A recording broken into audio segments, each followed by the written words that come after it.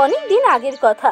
রক্তিমপুর গ্রামের জমিদার ছিলেন নরেন্দ্র নারায়ণ। তিনি ছিলেন একজন দরদি মনের মানুষ, তাই তার জমিদারিতে সবাই খুব সুখে শান্তিতেই দিন কাটাতো।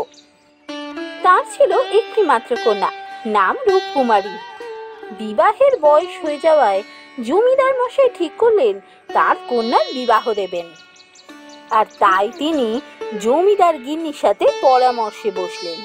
বুঝলে গিন্নি, আমি ভাবছিলাম মেয়ে তো বিয়ের বয়স হলো, এবার তো ওর বিয়ে দেওয়া দরকার। তুমি একেবারে আমার মনের কথা বলেছ। আমিও বেশ কিছুদিন ধরে মনে মনে ভাবছিলাম যে তোমার সাথে এই ব্যাপারে কথা বলবো। হ্যাঁ, আমার সন্ধানে একটা ভালো ছেলে আছে, ভাবছিলাম ওর সাথে কথা বলবো। কে গো সে? দেখো, তোমার মেয়ে যা অহংকারী, ও তো আবার গরিবদের একদম পছন্দ করে না। ভালো মতো টাকা পয়সা না থাকলে তাকেও একেবারেই পছন্দ করবে না। তা অবশ্য ঠিক, তুমি ঠিক কথাই বলেছ। মেয়েটা দিনে দিন অহংকার বাড়ছে। এত অহংকার ভালো নয়। সমাজের গরিব দুঃখী মানুষদের ও একেবারে সহ্য করতে পারে না। শুধু কি তাই, আমাদের বাড়ির দাস দাসীদের সাথে যা ব্যবহার করেও, আমরা কোনোদিন ওদের সাথে এরকম ব্যবহার করিনি। ভালোবাসা পেয়ে পেয়ে ও এরকম মাথায় উঠেছে। একমাত্র মেয়ে বলে এত ভালোবাসা দিয়েছি যে বুঝতেই পারিনি মেয়েটা কবে বিগড়ে গেল। যাগে যাগে, আমি যার কথা বলছি সে হচ্ছে একটা সওদাগর। তার ভালো মতোই পয়সা আছে, সেদিক থেকে কোনো সমস্যা হবে না। কিন্তু রূপকুমারীর নিজেকে বদলানো দরকার আছে। এরকম চলতে থাকলে ভবিষ্যতে ওর জন্য বিপদ লেখা আছে। সবই তো বুঝি, কিন্তু কি আর করা যাবে। যাই হোক, শোনো, তুমি একবার তোমার মেয়ের সাথে কথা বলে নেবে, তারপর বিয়ের ব্যাপারে কথা বলো ছেলের সাথে। না হলে যে কি হবে জানি না। কিছুদিনের মধ্যে সওদাগর অরূপ কুমারীর সাথে রূপকুমারীর বিবাহ হয়ে গেল। বাবা অরূপ, এবার তোমরা বেরিয়ে পড়ো। অনেক দূরের রাস্তা, পৌঁছতে অনেক দেরি হয়ে যাবে।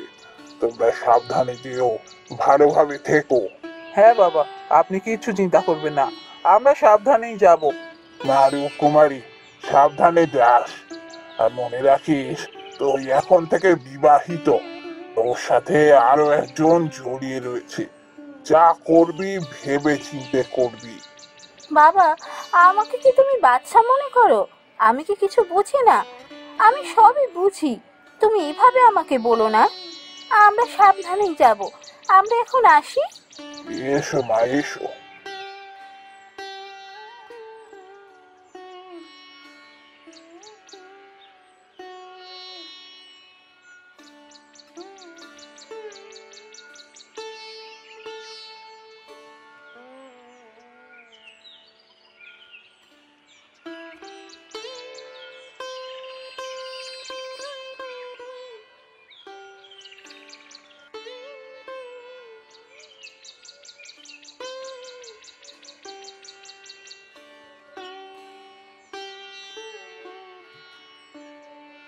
বাহ, এটা বুঝি তোমার বাড়ি?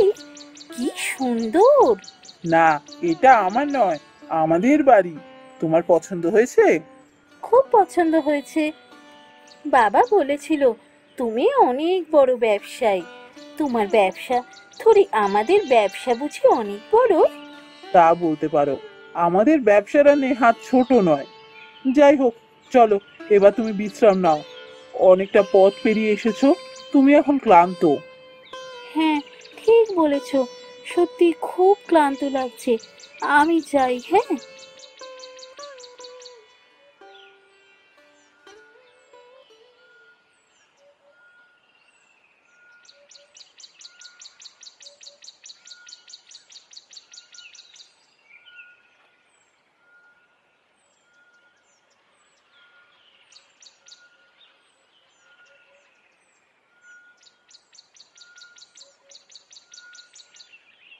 কি গো, তোমার ফিরতে আজ এত দেরি হলো যে?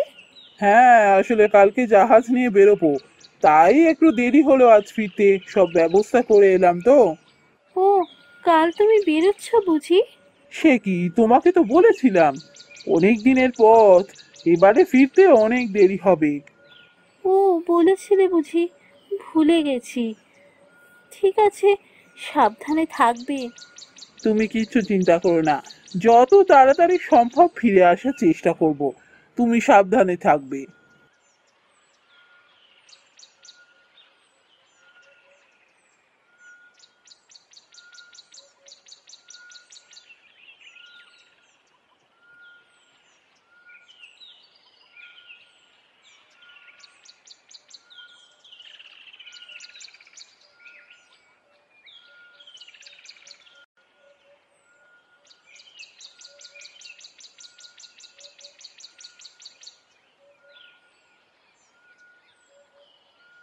এ কি, তুমি এই রকম পোশাকে?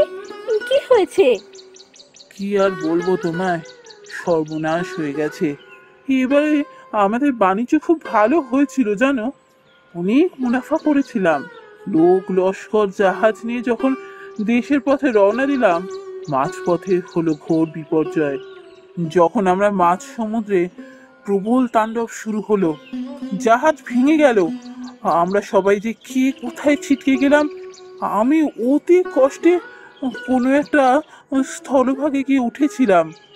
তারপর একে ওকে ধরে অতি কষ্টে বাড়ি ফিরে এসেছি। ভাগ্য সুপ্রসন্ন ছিল বলেই বোধহয় বাড়ি ফিরতে পেরেছি, না হলে আর আমাকে দেখতে পেতে না তুমি। তাহলে এখন কি হবে?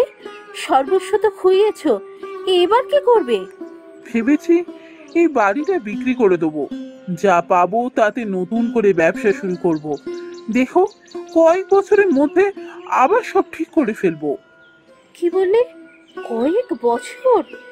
এ কি তুমি ভাগ্য সুপ্রসন্ন বলছিলে? সব খুইয়ে ভিখারি হয়ে বছরের পর বছর থাকতে হবে? না না, এ সম্ভব নয়। আমি পারবো না এভাবে থাকতে। তুমি থাকো এখানে, আমি চললাম। বেশ, তাই ভালো। তুমি বরং বাপের বাড়ি যাও, এই কষ্ট তুমি সহ্য করতে পারবে না। আমি ঠিক আবার ব্যবসা দান করাবো। যখন আবার সবকিছু ঠিক করতে পারবো, তখন তোমাকে ফিরিয়ে নিয়ে আসবো।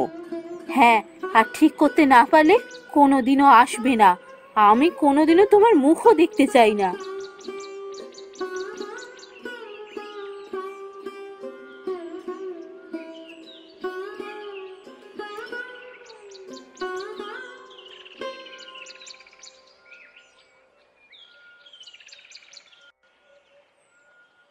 আরে রূপকুমারী যে, কতদিন পর এলি রে মা।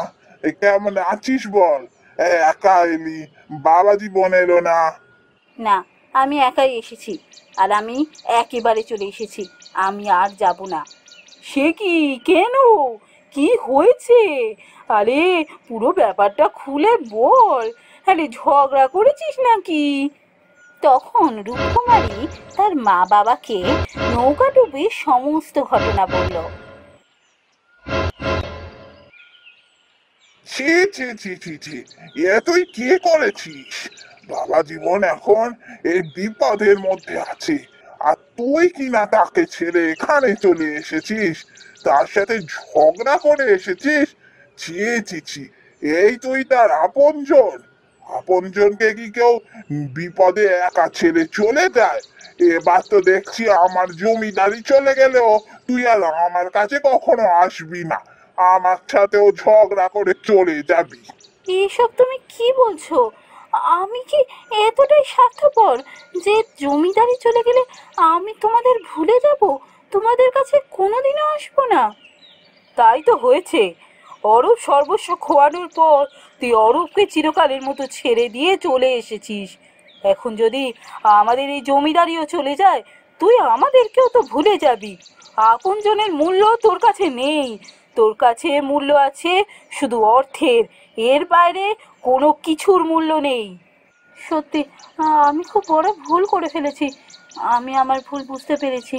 না না, আমার এভাবে চলে আসা একেবারে উচিত হয়নি। আমি ফিরে যাব, আমিও অরূপের কাছেই ফিরে যাব। এরকম দুর্দিনে আমি যদি চলে আসি ওর কাছ থেকে, তাহলে তো ও আরও ভেঙে পড়বে। না না, আমি আমি এখনই ফিরে যাব।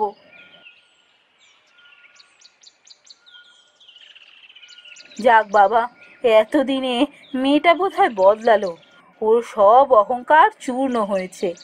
তবে তুমি তো অরূপকে একটু সাহায্য করলে পারতে, নতুন করেও বাণিজ্যে যেত, আবার সব কিছু ঠিক করতে পারতো।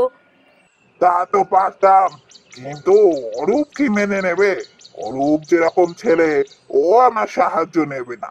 তবে তুমি কিচ্ছু চিন্তা করো না, 2-3 বছরের মধ্যে অরূপ দেখবে আবার সবকিছু ঠিক করে ফেলেছে।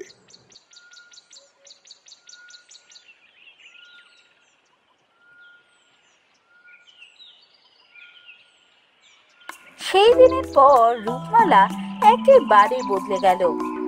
অতি দারিদ্রতার মধ্যেও সে কখনো অরূপকে ছেড়ে যায়নি, এবং তারপর থেকে সে কখনো গরিবদের অপমানও করেনি।